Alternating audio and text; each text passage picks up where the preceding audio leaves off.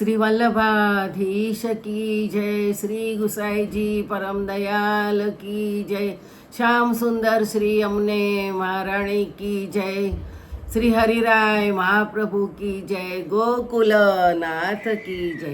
સર્વે વૈષ્ણવોને નવા વર્ષના સાલ મુબારક, નૂતન વર્ષાભિનંદન. આપણે ગોપી ગીત જોઈએ છે, તેમાં આપણો 8મો શ્લોક ચાલે છે. એમાં શાસ્ત્રો અને વિદ્વાનોને સંપત્તિની 3 ગતિ બતાવી છે: ધન, ભોગ અને નાશ. પોતાની પાછળ પોતાની સંપત્તિનું શું થવાનું છે તેનો ખ્યાલ હોતો નથી, છતાં સંપત્તિ ભેગી કરવા પાછળ સૌ લાગે છે અને એને માટે ખોટા માર્ગો અપનાવે છે. પરિણામે અગ્નિની સાથે જેમ ધુમાડો અને રાખ પણ હોય છે જ, તેમ કર્મની સાથે મળ, દોષ, પાપ અર્થાત કલ્મશ એટલે કે કર્મના મળ પણ હોય છે. ભગવત કથા કર્મના મળને દૂર કરવાનું, તેને ધોવાનું કામ કરે છે. માટે ભગવત કથા તીર્થરૂપ છે. તીર્થો બાહ્ય મળને દૂર કરે છે, કથા આંતરિક મળને દૂર કરે છે. નેત્ર દ્વારા માનવી સંસારના પદાર્થો નિરખે છે અને હૃદયમાં સંસારને સ્થાન આપે છે. તીર્થ સ્નાન અને દર્શન દ્વારા માનવી બાહ્ય પવિત્રતાનો અનુભવ કરે છે, પરંતુ હૃદયમાં બેઠેલા સંસારરૂપ મળને દૂર કરી શકતો નથી. પરિણામે ધર્મ કાર્ય વગેરે દ્વારા પુણ્ય પ્રાપ્ત થાય છે અને પુણ્ય દ્વારા સ્વર્ગ સુખ મળે છે. પરંતુ પુણ્ય ખલાસ થતાં જન્મ મરણની વચ્ચે પીસાતા રહેવાનું દુઃખ સામે આવે છે અને એમાંથી સુખની ઈચ્છા, સ્પૃહા, લોભ જાગે છે.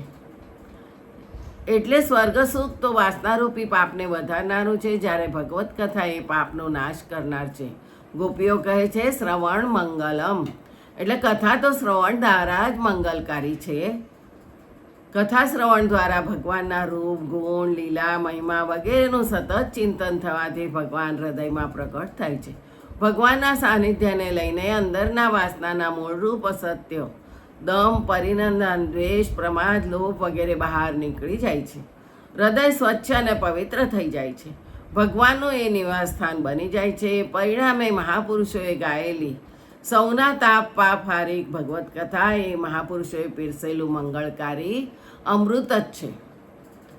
હૃદયમાં પેસી ગયેલા સંસારને મળને હટાવી દેવા માટે કથાને નિમિત્ત બનાવી ભગવાન કર્ણ દ્વારા હૃદયમાં પેસે છે, બિરાજે છે અને જેના હૃદયમાં ભગવાન વસે છે એનું મંગલ જ થાય છે.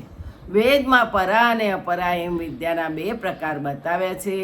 ભગવત કથા શ્રવણ કરતા બરોબર મંગલ કરનારી છે. સાંસારિક હેતી સિદ્ધુ પાઠેનું સ્પૃહાત્મક જ્ઞાન એ અપરા વિદ્યા છે. એમાં વ્રત, જપ, તપ, અનુષ્ઠાન વગેરે પ્રયત્ન કરવા પડે છે. આત્માના આનંદ માટેનું જ્ઞાન એ પરાવિદ્યા છે. એમાં કોઈ પ્રયત્નની નહીં, શ્રવણની અને ચિંતનની આવશ્યકતા રહે છે. જેમ કે સંસારની સિદ્ધિ માટે ધર્મ, અર્થ, કામ અને મોક્ષ એ 4 પુરુષાર્થ બતાવ્યા છે.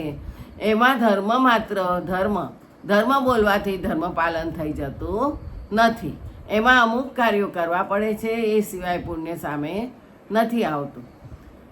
અર્થ, ધનની ચર્ચા કરો, વાતો કરો, એની ધન ભેગું થઈ જતું નથી, પરંતુ ધન પ્રાપ્તિ માટે પ્રયાસ કરવો પડે છે.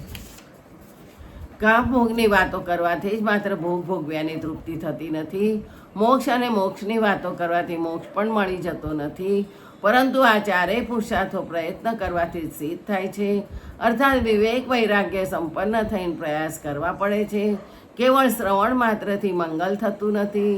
ભગવત કથા શ્રવણ કરવાથી પરમ પુરુષ પરમાત્મામાં ભક્તિ ઉત્પન્ન થાય છે અને પરમાત્મા તો ચેતન છે.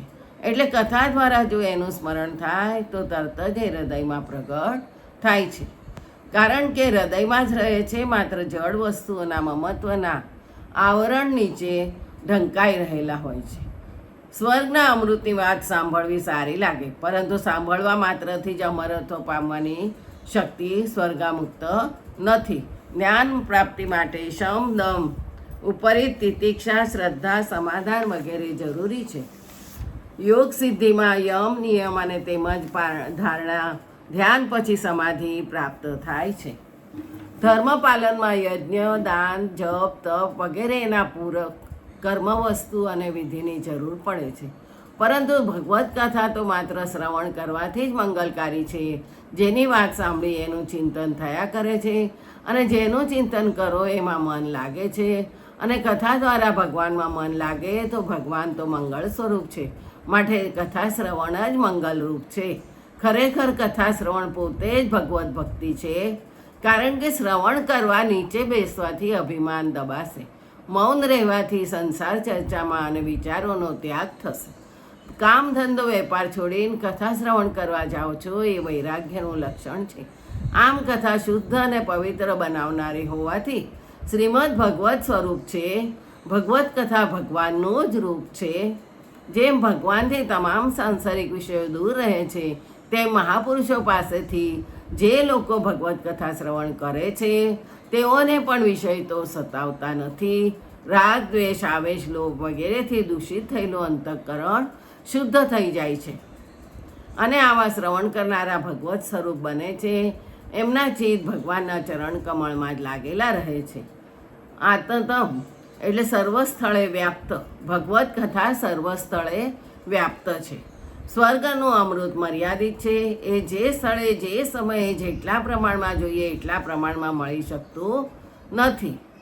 જ્યારે ભગવત કથાને કોઈ મર્યાદા નથી. સ્થળ, સમય, સંજોગો અને પ્રમાણનો એને કોઈ બાદ હોતો નથી. ભગવત કથા સારાએ વિશ્વમાં વ્યાપ્ત છે. જ્યારે પણ ઈચ્છા થાય ત્યારે તેમાં તમે જ્યાં પણ હો ત્યાં ભગવદ્ ગુણાનુવાદ ગાઈ લો. કોઈ મહાપુરુષ ભગવત ભક્ત પાસેથી કથામૃતનું પાન કરી લો. માટે જ કહ્યું છે કે વેદ જુઓ, રામાયણ જુઓ, પુરાણ લો કે મહાભારત લો. જ્યાં જુઓ ત્યાં આદિ, મધ્ય અને અંતમાં ભગવાનના ગુણગાન જ ગાયા છે. કારણ કથામૃતથી શ્રેષ્ઠ કંઈ જ નથી. શ્રવણ માત્રથી જ મંગલકારી હોય એવું સંસારમાં આ એક જ માત્ર સાધન છે. ભગવત કથા જીવનમાં અને હૃદયમાં ભગવાનની પ્રતિષ્ઠા કરે છે અને એ સર્વમ આવૃત્યથી સ્થિત બધે સ્થળે વ્યાપ્ત હોય છે. ભગવત કથા સિવાયનું સંસારમાં કયું સ્થળ છે? ભગવત કથા દરેક જગ્યાએ છે અને છે જ. કથામૃતની શક્તિ, સત્તા, વ્યાપ્તિ અમર્યાદ છે. ગોપીઓ આ શ્લોકમાં સમજાવતા કથામૃતનું 6 ગુણોરૂપ ઐશ્વર્યનો પ્રભાવ માત્ર વર્ણવતી નથી, પરંતુ શ્રી કૃષ્ણ કથામૃતનું પાન કરતી જાય છે અને કથા કટાક્ષ દ્વારા પોતાના કૃષ્ણ દર્શનનો હક પ્રસ્થાપિત કરતી જાય છે. ગોપીઓ કૃષ્ણ ગુણ ગાતા પોતાની વીરવ્યથાને હળવી કરે છે અને છતાંય એમાં જરાય હતાશા, નિષ્ફળતાનો દ્વેષ નથી હોતો. માત્ર પ્રેમ અને ભારોભાર પ્રેમ જ ભર્યો હોય છે. ગોપી પ્રેમની તો આ લાક્ષણિકતા છે. કૃષ્ણની કથાના ગુણોનું વર્ણન કરતા સંયુક્ત ભાવ પ્રગટ કરે છે અને ગોપીઓ કહે છે, તવ કથામૃતમ, તમારી કથા તો અમૃત છે. પરંતુ દેવોનું નહીં હો, દેવોનું અમૃત અલ્પ છે. માટે તો દેવતાઓ કંજૂસના ધનની જેમ એનું ખૂબ જતન કરે છે. જ્યારે કથામૃત તો અમૃતનો મહાસાગર છે. કોઈ પણ લો, લેવાય તેટલું લો, પીવાય તેટલું પીવો, કોઈ રોકનાર ટોકનાર નથી. કૃષ્ણ કહે, તમે તો સર્વસ્વનો ત્યાગ કર્યો છે, અમૃતનું મમત્વ શાને રાખો છો? ગોપીઓને કહે છે, અમૃતનું મમત્વ શેનું રાખો છો તમે? ત્યારે ગોપીઓ કહે છે, કારણ મેળા થોડું જ કાંઈ કાર્ય થાય છે. અમે વિરહ તાપે સંતાપ પામી રહ્યા છીએ. કથામૃત તો જીવનમ, જીવનના તાપ સંતાપહારી ગણાય છે. એ કંઈ લોકોને માટે તાપ સંતાપકારી ન હોય. તમારું અવતરણ લોક કલ્યાણ માટે છે, લોકોને તપાસવા માટે નહીં. કૃષ્ણ કહે, આવું તમે કહો છો ને? કવિ ભીરીડિતમ, મહાપુરુષો મહાત્માઓ પણ એમ જ માને છે કે કથામૃતનું પાન કર્યા જ કરે છે. અમારા જેવી ગોવાલણીઓ નહીં, દેવતાઓ પણ એ જ ઈચ્છે છે. માટે તો દેવરાજ ઇન્દ્ર સુખદેવજી પાસે કથામૃત અને સર્ગામૃતની અદલા બદલી કરવા ગયા હતા. ગોપી કહે, અમને ભોળી સમજીને છેતરવા તો માગતા નથી ને? કૃષ્ણ ભગવાનને કહે છે ગોપીઓ કે અમને ભોળી સમજીને છેતરવા તો નથી માગતા ને? કલ્પશામ હમ, કર્મ ન મળનો, કર્મમાં રહેલો દોષનો નાશ કરનાર પાપહારી માટે અમે કથામૃતના બદલામાં તમારા દર્શનની ઈચ્છાથી થયેલો હૃદય દોષનો ત્યાગ કરવા માગીએ છીએ. કૃષ્ણ કહે, જાઓ, તમારા દોષ હું લઈ લઉં, પણ પછી કથામૃતની માથાકૂટમાં શા માટે પડો છો?